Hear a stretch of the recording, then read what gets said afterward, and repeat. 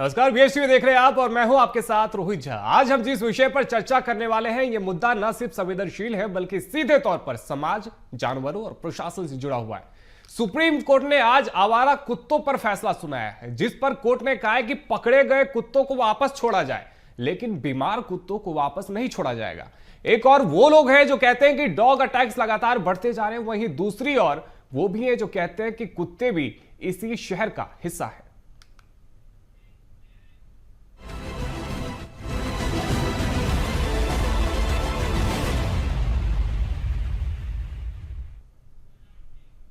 Supreme court ने आज देश भर में आवारा कुत्तों को लेकर एक अहम फैसला सुनाया है, जहां कोर्ट ने कहा है कि जिन आवारा कुत्तों को पकड़ा गया है उन्हें नसबंदी और टीकाकरण के बाद उसी इलाके में वापस छोड़ा जा सकता है। हालांकि बीमार कुत्तों को वापस नहीं छोड़ा जाएगा। साथ ही कोर्ट ने 11 अगस्त को दिए गए उस आदेश पर रोक लगा दी है जिसमें कहा गया था कि सभी आवारा कुत्तों को पकड़े जाने के बाद छोड़ा नहीं जाएगा और उन्हें अस्थायी रूप से शेल्टर होम भेजा जाएगा।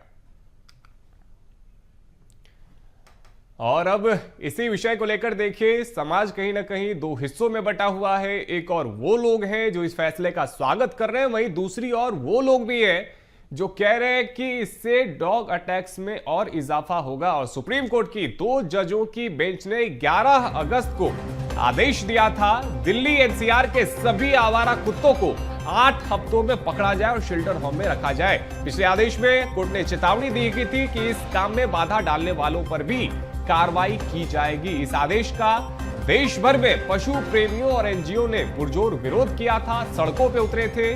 भाजपा सांसद और पशु अधिकार कार्यकर्ता मेनका गांधी ने आदेश की कड़ी आलोचना की थी। इतने कुत्तों को एक साथ रखना अमानवीय होगा, उन्होंने कहा था। और साथ ही देखिए, एक एनजीओ ने सुप्रीम कोर्ट में याचिका दायर की जिसे मुख्य न्यायाधीश ने 3 जजों की विशेष बेंच को सौंप दिया था। सुप्रीम कोर्ट ने राज्यों, केंद्रशासित प्रदेशों और नगर निकायों से भी सवाल किया। और अब देखिए, नए आदेश में एनिमल बर्थ कंट्रोल नियमों का पालन कैसे किया जा रहा है, इसको लेकर के भी अब बात की जा रही है। सभी हाई कोर्ट में लंबित संबंधित मामलों को अब सुप्रीम कोर्ट में ट्रांसफर किया जाएगा। और साथ ही सुप्रीम कोर्ट की 2 जजों की बेंच ने 11 अगस्त को आदेश दिया था, जिस पर अब देखिए उस आदेश को अब पलट दिया गया है और अब नया आदेश आ चुका है जिसके तहत सभी पकड़े गए कुत्तों को वापस छोड़ने के लिए कहा गया है। तो देखिए, अब इस फैसले से केवल वो कुत्ते दूर रहेंगे जिन्हें या तो कोई बीमारी है या फिर वो बहुत ज्यादा आक्रामक है। केवल ऐसे कुत्तों को नहीं छोड़ा जाएगा। बाकी के जिन कुत्तों को पकड़ा गया है, सुप्रीम कोर्ट की तरफ से कहा गया है कि उन सभी कुत्तों को वापस टीकाकरण के बाद उन्हीं इलाकों में छोड़ दिया जाए। यानी कि लगातार जिस बात को लेकर के विरोध हो रहा था, एनिमल्स लवर्स सड़कों पे उतर गए थे, लगातार प्रदर्शन कर रहे थे, होर्डिंग्स लेकर वो देखिए जगह जगह पर प्रचार कर रहे थे और कह रहे थे, ये मांग कर रहे थे कि सुप्रीम कोर्ट को अपने फैसले पर दोबारा से एक बार नजर डालनी चाहिए। इस मामले में सुप्रीम कोर्ट ने देखिए अब फिर से ये फैसला लिया है और ये कहा है कि जिन आवारा कुत्तों को पकड़ा गया है उन्हें टीकाकरण के बाद अब वापस से उन्हीं इलाकों में छोड़ दिया जाए जिन इलाकों से इन्हें पकड़ा गया था। और साथ ही देखिए, स्क्रीन पर लगातार हम आपको सुप्रीम कोर्ट के पिछले आदेश के बारे में भी जानकारी दे रहे हैं। साथ ही जो नया आदेश सुप्रीम कोर्ट की तरफ से आया है उसके बारे में भी आपको हम जानकारी दे रहे हैं, क्योंकि देखिए लगातार विरोध की तस्वीरें कई जगहों से आई थी। सड़कों पे हजारों की तादाद में लोग आ गए थे, लोग प्रदर्शन कर रहे थे। हालांकि एक दूसरा वर्ग वो भी है जो ये कह रहा था कि भाई साहब उनका क्या, जो सड़कों पे नहीं उतरे हैं लेकिन रोजाना वो भी कहीं ना कहीं विक्टिम बनते हैं, डॉग बाइट्स के वो शिकार बनते हैं। ऐसे लोग भी हैं जो कि सोशल मीडिया पर कहीं ना कहीं अपनी प्रतिक्रिया भी दे रहे थे। लेकिन जिन लोगों ने विरोध किया था उनकी बातों पर देखिए अब से सुप्रीम कोर्ट ने बड़ा आदेश सुनाया है और अब सभी आवारा कुत्तों को वापस से उन्हीं इलाकों में छोड़ा जाएगा जहां से उन्हें पकड़ा गया था। और कहीं ना कहीं अब जो भी पशु प्रेमी हैं उनके लिए ये बेहद ही शानदार खबर है और वो देखिए अब सुप्रीम कोर्ट के आदेश का स्वागत कर रहे हैं, खुश हैं। और साथ ही देखिए हर जगह से अब तस्वीरें भी आ रही है जहां पर लोग इस फैसले का स्वागत कर रहे हैं। लेकिन आदेश क्या है इसके बारे में भी हम आपको लगातार जानकारी दे रहे हैं कि आखिर क्यों इस आदेश को लेकर के पहले विरोध हुआ और अब नए आदेश में क्या है। क्योंकि अब जो नया आदेश आया है उसके तहत तमाम आवारा कुत्तों को सड़कों पर वापस छोड़ा जाएगा जिन्हें पकड़ा गया था। और इसी खबर पे अधिक चर्चा के लिए हमारे साथ में दो बेहद ही खास मेहमान जुड़ गए। हमारे साथ में पशु प्रेमी के तौर पे इशिका ककड़े जी जुड़ गई हैं और एक आम नागरिक के तौर पे हमारे साथ में तन्मय पाराशर जी भी जुड़ गए। सबसे पहले इशिका जी, आप ही के पास में आते हैं। सुप्रीम कोर्ट का ये जो आदेश है, कितना खुशी आप सभी के लिए देने वाली है? क्योंकि लगातार प्रदर्शन किया जा रहा था, ये मांग की जा रही थी कि सुप्रीम कोर्ट को वापस हस्तक्षेप करना चाहिए। अब आपकी मांगों को मान लिया गया है। तो खुशी से ज्यादा मेरे लिए ये राहत वाला एक डिसीजन है सुप्रीम कोर्ट की तरफ से, क्योंकि ये डिसीजन कई तरीके से कई ह्यूमंस की और डॉग्स की लाइफ को काफी नेगेटिवली इफेक्ट कर सकता था। तो जैसे कि ये डॉग्स उठाए जा रहे थे, अब एक और दिक्कत सामने आ सकती है कि जब इन डॉग्स को वापस छोड़ा जाएगा तो हमें ये निश्चित करना बहुत जरूरी है कि हम सही एरिया में छोड़े। तो ऐसी कई छोटी छोटी दिक्कतें खड़ी हो जाती है जब हम कोई गलत फैसला ले लेते हैं बिना सोचे समझे, एकदम से, बिना उस पे सोच विचार करे। तो अब जब ये इस पे सोच विचार किया गया और इस पे अब सही फैसला आया गया है, तो एज एन एनिमल लवर मेरे लिए बेहद खुशी की और राहत की बात है। ठीक है तन्मय, सुप्रीम कोर्ट का ये जो नया आदेश आया है, किस तरह से आप देखते हैं इसे? जी, मैं इसमें कई सारे मॉडिफिकेशंस देख रहा हूँ जो सुप्रीम कोर्ट ने लाए हैं अपनी तरफ से। उन्होंने कहा है कि जो आपके पार्षद रहेंगे या जो भी आपके रिप्रेजेंटेटिव रहेंगे एक एरिया के, उनके द्वारा एक एरिया बनाया जाएगा जहाँ पे सिर्फ वही खाना देना अलाउड है। लेकिन मैं ये पूछना चाहता हूँ कि क्या लोग इस नियम का पालन करेंगे? जो अपने आप को डॉग लवर कहते हैं, जो अपने आप को पेट लवर कहते हैं, क्या वो इस नियम का कड़े तरीके से पालन करेंगे? क्योंकि अगर नहीं करेंगे तो जिस समस्या के लिए ये नियम आया था उस समस्या पे वापस लोग आकर फिर खड़े हो जाएंगे। तो बस मेरा इस पे अभी यही टेक है कि क्या लोग इस चीज का प्रॉपर तरीके से पालन कर पाएंगे? क्या सरकार इस चीज के लिए वो मेजर्स ले पाएगी जो जरूरी है? तो ये जी जो बात तन्मय कह रहे हैं, तन्मय ये कह रहे हैं कि खुले में कई बार कुत्तों को खाना खिलाया जाता है और सुप्रीम कोर्ट ने भी अब इसमें हस्तक्षेप किया और कहा है कि कम से कम देखिए, अब सड़कों पे कुत्तों को खुले में खाना नहीं खिलाया जा सकता। और कहीं ना कहीं आप भी इस बात को मानेंगे कि उनके लिए प्रॉपर एक व्यवस्था होनी चाहिए, एक जगह होनी चाहिए जहां पे वो कुत्ते हो और जो भी एनिमल्स लवर है या फिर एक आम नागरिक भी वहां पर जाकर कुत्ते को फीड कर सकता है। जी, मैं एक बहुत महत्वपूर्ण बात यहाँ पे कहना चाहूंगी कि ये जो सुप्रीम कोर्ट का फाइनल वर्डिक्ट आया है, इसमें मोस्टली जो उन्होंने पॉइंट्स स्टेट किए हैं, जो पॉइंट्स बताए हैं, वो जो एनिमल बर्थ कंट्रोल रूल 2023 में स्टेटेड है। स्टार्टिंग से लेके हमारी जैसी ऑर्गेनाइजेशंस, मैं एज एन इंडिविजुअल, ये एबीसी रूल्स जो एनिमल बर्थ कंट्रोल रूल्स है इनको प्रमोट करते हैं। क्योंकि ये जो फीडिंग पॉइंट्स वाली चीज है कि फीडिंग पॉइंट्स होने चाहिए हर एक रेसिडेंट वेलफेयर एसोसिएशन में, आरडब्ल्यू, उनकी जिम्मेदारी बनती है कि वो हर एक सोसाइटी में, हर एक कॉलोनी में ऐसे फीडिंग पॉइंट्स बनाए। ये जो पॉइंट बाहर आया है ये बिल्कुल भी नया पॉइंट नहीं है। बस अब हमारे पास एक नया ऑब्जेक्टिव ये है कि लोग अवेयर रहेंगे इस बारे में कि अब जैसे सुप्रीम कोर्ट की तरफ से भी ये ऑर्डर लागू हो गया है कि फीडिंग पॉइंट्स बनने चाहिए, तो फीडिंग पॉइंट्स हम जैसे फीडर्स के लिए भी काफी कन्वीनियंट रहेंगे, क्योंकि हमें इधर उधर भटकना नहीं पड़ेगा और एक ऐसी जगह रहेगी जो सेफ रहे डॉग्स के लिए भी और एनिमल्स के लिए भी। तो हम जैसे फीडर्स बिल्कुल सपोर्ट करते हैं इस डिसीजन को कि फीडिंग पॉइंट्स के अंदर ही हमें खाना देना चाहिए, क्योंकि ये एनिमल बर्थ कंट्रोल रूल में भी स्टेटेड है और ये चीज कई टाइम पहले से हो जानी चाहिए थी, जो अभी तक नहीं हुई थी। ठीक है तन्मय, देखिए एक वर्ग ऐसा भी है जो रोज जो है रोजाना वो परेशान होता है, कहीं ना कहीं उसे साइलेंट विक्टिम भी कहा जा सकता है कि रोजाना जब वो स्कूल के लिए निकलते हैं बच्चे या फिर जब ऑफिस के लिए कोई व्यक्ति निकलता है तो सुबह के समय या फिर रात के समय उसके पीछे कुत्ते पड़ जाते हैं। कहीं ना कहीं अब वो लोग विरोध भी कर रहे हैं और सोशल मीडिया पे खुल के वो भी अपनी प्रतिक्रिया दे रहे थे। पूरे मामले को लेकर के हम चर्चा कर रहे हैं और इस बीच आपको इस पूरे मामले के बारे में भी बता देते हैं। और साथ ही देखिए सुप्रीम कोर्ट ने जो आदेश दिया है उसके बारे में भी आपको जानना चाहिए। एक बार ग्राफिक्स के माध्यम से आपको हम समझा देते हैं कि पुराना मामला क्या है और नया मामला क्या है और क्या सुप्रीम कोर्ट ने अपने नए फैसले में कहा है। एक बार ग्राफिक्स के जरिए भी बता दीजिए कि किस तरीके से सुप्रीम कोर्ट ने जो आदेश दिया था उस पर विरोध किया जा रहा था। और देखिए पकड़े गए कुत्ते को उसी इलाके में छोड़ा जाए। ये आदेश सुप्रीम कोर्ट की तरफ से आया है। साथ ही बीमार कुत्तों को वापस नहीं छोड़ा जाए, ये भी सुप्रीम कोर्ट ने कहा है। नगर निगम हर वार्ड में कुत्तों के लिए फीडिंग जोन बनाए, यानी कि एक जगह निर्धारित हो जहां पर उन्हें फीड किया जाएगा। एमसीडी हेल्पलाइन के लिए भी देखिए, एमसीडी शिकायत के लिए हेल्पलाइन नंबर शुरू करे, ऐसा भी कहा गया। और हर एनजीओ 2 लाख और डॉग लवर्स को 25,000 कोर्ट में जमा करने के भी निर्देश दिए गए हैं। कुत्ते पालने के लिए एमसीडी से गोद लेने की अनुमति लेनी होगी, ये बहुत बड़ी बात है। और सुप्रीम कोर्ट ने राज्यों और साथ ही यूनियन टेरिटरी से भी एबीसी नियमों के पालन करने की जानकारी ली है। रोजाना एक वर्ग ऐसा भी है जो ऑफिस जाता है या स्कूल जाता है तो उसकी ये शिकायत है कि रोजाना डॉग्स उनको चेज करते हैं, जिसकी वजह से उन्हें परेशानी होती है और कहीं ना कहीं उन्हें साइलेंट विक्टिम भी कहा गया है और वो अब लगातार विरोध कर रहे हैं। जी सर, मैं इस चीज के फेवर में हमेशा रहा हूँ कि या तो आप डॉग्स को खाना मत खिलाइए, क्योंकि सबसे मेन समस्या वहां पे यही आती है कि आप किसी भी एरिया में अगर किसी भी डॉग्स को खाना खिला रहे हैं तो वो उस जगह के लिए थोड़े से वल्नरेबल होते हैं, थोड़े सॉफ्ट हार्टेड होते हैं। तो वहां पे आप अगर उनके आसपास रहेंगे तो आपको काट सकते हैं।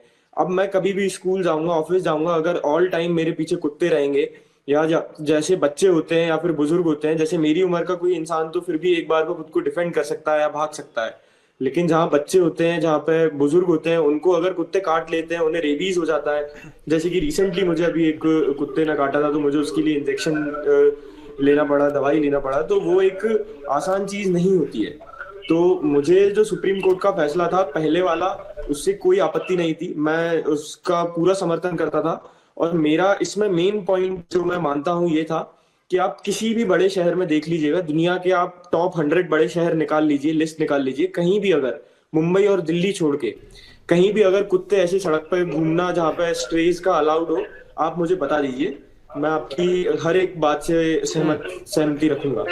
क्योंकि जहाँ पे भीड़ होती है, जहाँ पे लोग होते हैं, वहां पे ये समस्या आएंगी ही अगर जानवर इस तरह से साथ में रहेंगे और लोग नियमों का पालन नहीं करेंगे तो।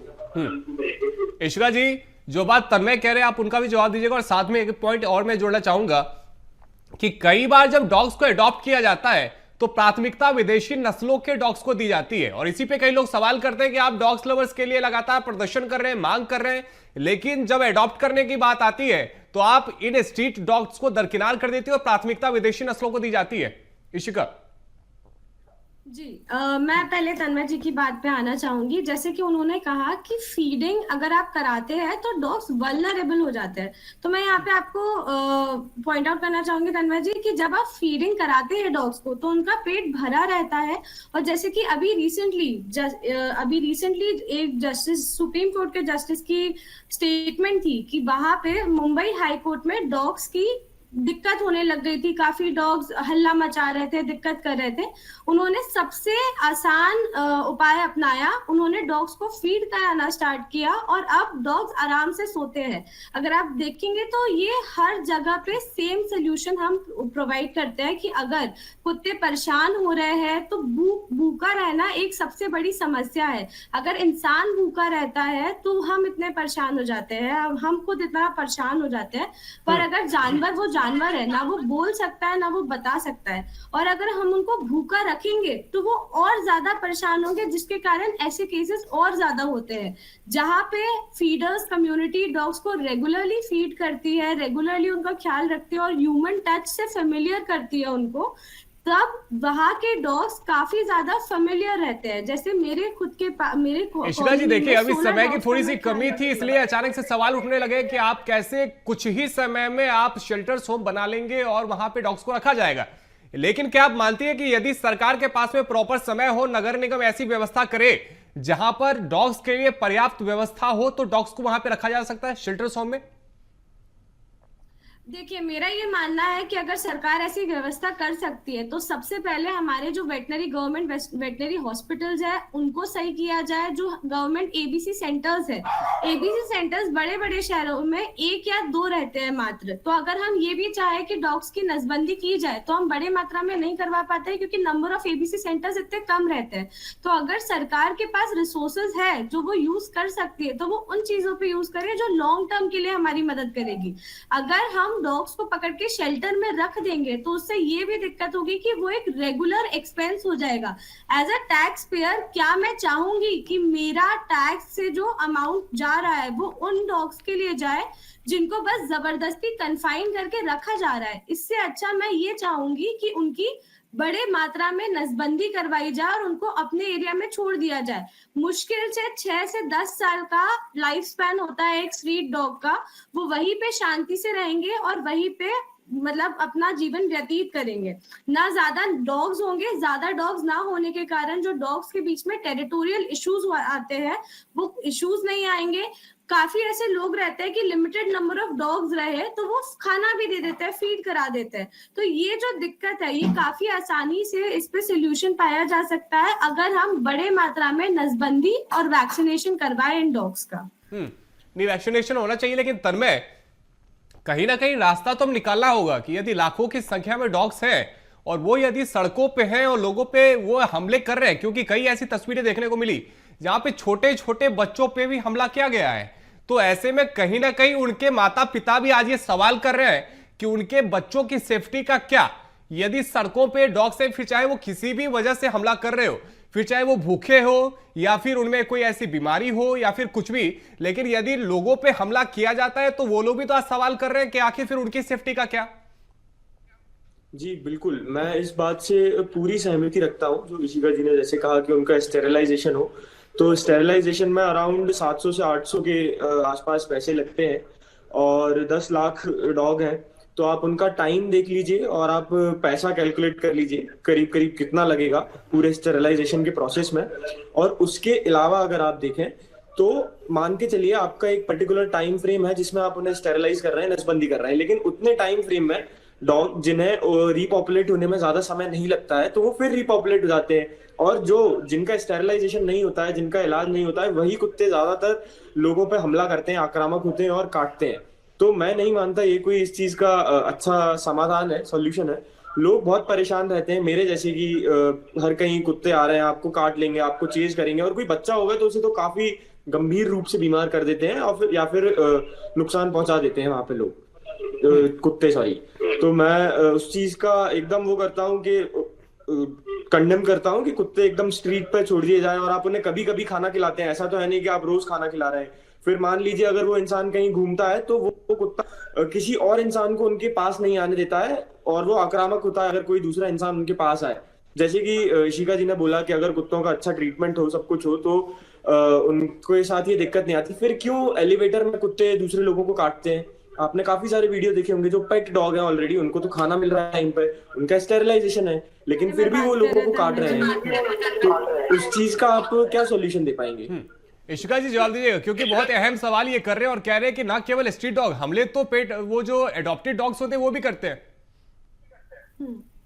बिल्कुल सही कह रहे हैं आप। एंड इसके लिए हम जो पेट पेरेंट्स की जिम्मेदारी है कि वो अपने डॉग्स को प्रॉपर तरीके से रहना सिखाए। यहाँ पे गलती डॉग्स की नहीं होती है, क्योंकि डॉग्स वैसे ही बिहेव करते हैं जैसा उनको सिखाया जाता है। अगर हम पेट पेरेंट्स को ये नॉलेज दे कि कैसे वो अपने डॉग्स को प्रॉपरली ट्रेन करे और उनका बिहेवियर कंट्रोल करे, तो आराम से इस प्रॉब्लम का सोल्यूशन पाया जा सकता है, पहली चीज। दूसरी चीज, आपने बोला कि फीडर्स रेगुलरली फीड नहीं करते हैं, ये चीज बिल्कुल गलत है। कई सारे ऐसे लोगों से मैं जुड़ी हुई हूँ और मैं खुद रेगुलरली हमारे डॉग्स को फीड करती हूँ और हर दिन फीडर्स अपने पैसे से, खुद के पैसे से इन डॉग्स को फीड करते हैं ताकि ये शांति बनाए रखे और शांति से रहे। तीसरी चीज मैं ये कहना चाहती हूँ, जैसे आपने बोला कि 700 से 800 रुपए लगते हैं स्टरलाइजेशन के लिए और 10 लाख डॉग्स हैं। तन्मय आपसे कुछ सवाल करना चाहते हैं, ठीक है तन्मय ऐड कीजिए। मेरा सवाल ये है कि आप जो बोल रही हैं डॉग्स के लिए कि क्या कहते हैं बाहर जो मतलब पेट डॉग है उन्हें ट्रेन किया जा सकता है, लेकिन जो डॉग सड़क पे घूम रहे हैं, जो आवारा हैं, जो एकदम अनशेल्टर्ड है या फिर जिन्हें कुछ सिखाया नहीं जा रहा है, उनके लिए आप क्या कर सकते हैं? मुझे नहीं लगता है कि आप उन्हें बहुत ट्रेन कर सकते हैं या आप उन्हें बहुत समझा सकते हैं। और रही बात आपके खाना खिलाने की, आप जैसे कितने ही लोग होंगे, क्या आपको लगता है कि 10 लाख कुत्तों को खाना खिलाया जा सकता है उतनी आसानी से जितनी आसानी से आप सोच रही हैं? और इतने आपके साथ लोग जुड़े हुए हैं कि वो सभी स्ट्रे डॉग्स को पूरी तरीके से खाना खिला देते हैं या पूरी तरीके से फीड कर देते हैं कि वो किसी और को ना काटे। अगर करते हैं ठीक तो है, क्या इशिका से जवाब आपके लेते हैं। एरिया इशिका में जी, कुत्तों ने ठीक है। दूसरों को काटना बंद किया? आपको इसी चीज का जवाब देना चाह रही हूँ। जैसे आपने बताया कि 700 से 800 रुपए में एक डॉग का नसबंदी होती है, तो मैं कैलकुलेट कर लूं कि 10 लाख डॉग्स की नसबंदी कितने में होगी। अब मैं आपको बताना चाहूँ तो जो सुप्रीम कोर्ट का ऑर्डर आया था कि शेल्टर्स में इन डॉग्स को रखना है, तो शेल्टर्स में इन डॉग्स को लाइफ टाइम के लिए रखा जाएगा, जिसमें आप मान सकते हैं कि 6 से 10 साल इनका एवरेज लाइफ स्पैन होता है। तो 6 से 10 साल की इनका हर रोज का खाना पीना रहना केयर करना सारी चीजें रहेगी। इसके साथ साथ नसबंदी उन्होंने ऐड करी थी कि वो उस शेल्टर्स में रह के भी नसबंदी करवाना चाहेंगे 10 लाख डॉग्स का। ठीक है, तो नसबंदी का कॉस्ट तो तभी भी ऐड हो रहा है। नसबंदी का कॉस्ट ऐसा नहीं है कि ऐड नहीं कर रही है गवर्नमेंट। इसके साथ साथ उनका वैक्सीनेशन होगा, उन्होंने बोला था। और मैं ये जानना चाहूंगी कि आपने जो रीपॉपुलेट करने वाली चीज बोली कि एक दिन में तो 10 लाख डॉग स्टरलाइज नहीं हो जाएंगे, तो क्या वहां शेल्टर्स में डॉग रीपॉपुलेट नहीं करेंगे? वहां हम कैसे मैनेज करेंगे 10 लाख डॉग्स को जो खुले पाउंड्स बना दिए जाएंगे विदाउट एनी प्रॉपर मैनेजमेंट? ना गवर्नमेंट के पास कोई इंफ्रास्ट्रक्चर एग्जिस्टिंग है, ना कोई।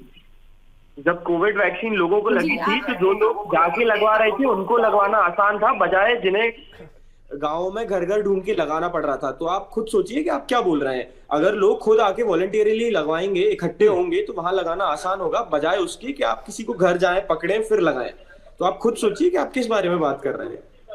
क्या आसान ज्यादा है, किस चीज में मेहनत कम लगी, किस चीज में मैन पावर और रिसोर्सेज कम कोशिश भी की जा रही है। साथ ही तर में देखिए, सुप्रीम कोर्ट ने जो आदेश दिया है उसमें साफ तौर पे ये भी कहा गया है कि जिन डॉग्स को रिलीज किया जाएगा उनमें वो डॉग शामिल नहीं होंगे जो गंभीर रूप से बीमार हैं, जिनके चांसेस ज्यादा हैं कि वो लोग पे अटैक करें। कहीं ना कहीं इससे लगता है कि एक लोगों को राहत मिल सकती है और डॉग अटैक्स के जो मामले हैं, डॉग अटैक्स मामले में कमी आएगी और जो डॉग बाइट्स के लगातार केसेस सामने आते हैं, कमी उसमें भी आएगी। जरूर आऊँ कि सुप्रीम कोर्ट का जो इनिशिएटिव है इसमें कोई भी खामियां नहीं है ज्यादा, क्योंकि हाँ अगर ऐसा रहेगा तो डॉग बाइट्स में काफी कमी आएगी, ग्रेजुअली वो कम होगा। लेकिन मैं नहीं मानता हूँ कि एक परमानेंट सॉल्यूशन है और ये हमेशा के लिए रहेगा, क्योंकि आप नए कुत्ते आएंगे, आपको उन्हें फिर स्टेरिलाइज करना पड़ेगा, आपको उनका फिर ट्रीटमेंट करना पड़ेगा, आपको फिर उन्हें लेके आना पड़ेगा, फिर आपको उन्हें वापस उस एरिया में छोड़ना पड़ेगा। तो ये सब चीजें मैं नहीं मानता हूँ कि एक कोई प्रॉपर और परमानेंट सोल्यूशन है। अगर आप बोलें कि बार बार आपको उन्हें अंदर लाना पड़ रहा है, स्टेरिलाइज करना पड़ रहा है, तो मेरे हिसाब से वो एक ही बात रहेगी, उसमें कोई बहुत अंतर आएगा नहीं। इशिका देखिए, बड़े शहरों में यह बात सही है कि वैक्सीनेशन भी की जाती है, लेकिन छोटे शहरों में आज भी कई केसेस देखने को मिलते हैं जहां पे लोग भी प्रॉपर तरीके से जागरूक नहीं है। यही वजह है कि लोग भी कई बार डॉग्स पे हमला कर देते हैं, डॉग्स भी फिर उसी तरीके से अटैक करते हैं, उनका एक्शन देखने को मिलता है। तो कहीं ना कहीं अब जरूरी है कि इसको लेकर के एक मेगा प्लान बनाया जाए और खासतौर पे फोकस छोटे शहरों में भी किया जाए जहां पे लगातार जो लोग हैं वो कहीं ना कहीं अभी भी जागरूक नहीं है। जी, हम इसे कोएग्जिस्टेंस कैंपेन कहते हैं। जैसे हम, मेरी जो ऑर्गेनाइजेशन है एनिमल्स विद ह्यूमैनिटी, हम भोपाल में स्कूल, कॉलेजेस और सोसाइटीज में जाके अवेयरनेस कैंपेन्स करते हैं, जहाँ पे हम लोगों को ये सिखाते हैं कि आप कैसे पीसफुली कोएग्जिस्ट यानी कि सह अस्तित्व आप बना सकते हैं अपना एनिमल्स के, अपने आसपास के सामुदायिक जानवरों के साथ। तो ऐसे जो इनिशिएटिव्स है, आई फील गवर्नमेंट को इसमें इंडल्ज करके ऐसे प्रोग्राम्स बनाने चाहिए जहाँ पे हम काफी मतलब छोटी एज से ही बच्चों को ये सिखाना चालू करें कि डॉग्स आर हार्मलेस जब तक आप उनको सामने से कुछ नहीं करते। ऐसे जो अग्रेसिव होने के केसेस आते हैं, दिन भर में हम ये देखते हैं कि डॉग्स का इतना शोषण किया जाता है। केसेस हमने देखे हैं, डॉग्स को मारना, पीटना, जलाना तक हमने देखा है, जिंदा जला दिया जाता है डॉग्स को। अब मैं ये जानना चाहती हूँ कि जहाँ पे हम ये बात कर रहे हैं कि सड़क पे डॉग्स एक खतरा है, हमारे जो ग्रैंड पेरेंट्स है, बूढ़े लोग हैं उनके लिए, जो बच्चे हैं उनके लिए, क्या उससे ज्यादा इंसान खुद खतरा नहीं है? कितने ऐसे केसेस आते हैं चोरी के जिसमें बूढ़े लोगों को हर्ट कर दिया जाता है, उनको परेशानी होती है, इतनी बच्चों को किडनैप कर लिया जाता है, और उनकी मात्रा इस लेवल पे है जहाँ पे हमें रेबीज के केसेस की जो हम बात कर रहे हैं वो एनुअली 50 के अराउंड रिकॉर्ड हुआ है कि 50 के अराउंड रेबीज केसेस हुए हैं। तो क्या हम सही मुद्दे पे अभी बात कर रहे हैं, मेरा ये सवाल है, क्योंकि इससे अगर हम में क्या हमारी सुप्रीम कोर्ट के एनर्जी फैसलों में इस आपको पे लगता है कुछ utilize चीजों को ऐड करना चाहिए था, कुछ चीजें हैं जो मिस रह गई? जी, जैसे कि मैं जो दूसरा फैसला है सुप्रीम कोर्ट का, मैं उसे एक मॉडिफाइड रूप मानता हूं फैसले का, जो कि लिया गया है एनजीओ और बाकी ऑर्गेनाइजेशंस के प्रोटेस्ट को मद्देनजर रखते हुए। तो मैं मानता हूं कि ये एक अच्छा फैसला है, बेहतर फैसला है। लेकिन मेरा सिर्फ सवाल ये है इन ऑर्गेनाइजेशंस से भी कि क्या इससे समस्या सच में सॉल्व होगी? मुझे नहीं लगता जाहिर है, तौर क्योंकि पे एक खुद बड़ा के सवाल है कि आखिर इस समस्या का स्थायी समाधान क्या होने वाला है। बहुत शुक्रिया हमारे साथ में जुड़ने के लिए इशिका ककड़े आपका, और साथ ही तन्मय पाराशर आपका। तो देखिए, सुप्रीम कोर्ट ने आवारा कुत्तों को लेकर के आदेश दिया है, और अब कहीं ना कहीं जो एनिमल लवर्स है उनमें राहत है, वो खुश है। लेकिन दूसरी तरफ लोग सवाल भी कर रहे हैं और कह रहे हैं कि आखिर आवारा कुत्तों का जो आतंक है उस पर सुप्रीम ब्रेक कब लगने वाला है। फिलहाल इस चर्चा में इतना ही। खबरों का सिलसिला जारी है, आप देखते रहिए BS टीवी। धन्यवाद।